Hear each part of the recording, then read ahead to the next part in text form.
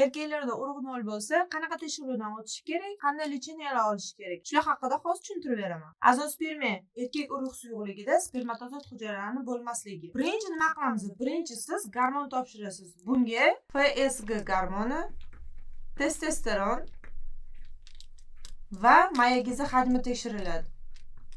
Sizda gormonlaringiz normada, ya'ni FSGingiz normada, testosteron normada va mayak hajmi normada. Bu ko'rinishda obstruksion azospermiya deyiladi. Ya'ni urug' chiqish yo'li bloklangan bo'ladi. Gormonlaringiz normada, mayak hajmi ham normada. Bunaqa holatlarda sizga biopsiya qilinadi. Esingizdan chiqarmang, biopsiyadan so'ng har doim embriologiya laboratoriyasida maxsus uskuna yordamida spermatozoidlar muzlatib olib qo'yilishi kerak. Ikkinchi ko'rinishda sizda FSG gormoni baland, testosteron past va mayak hajmi kichraygan bo'ladi.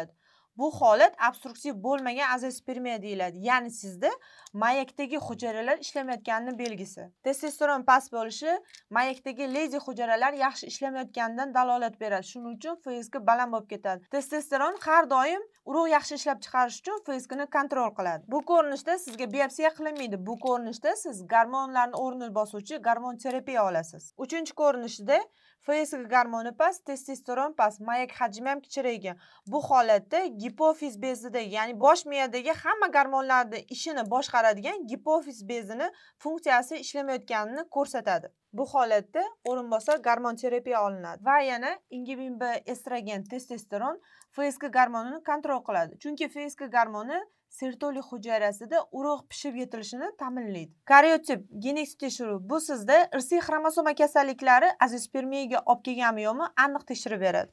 Batafsil YouTube kanalimga o'tib to'liq ma'lumot olishingiz mumkin.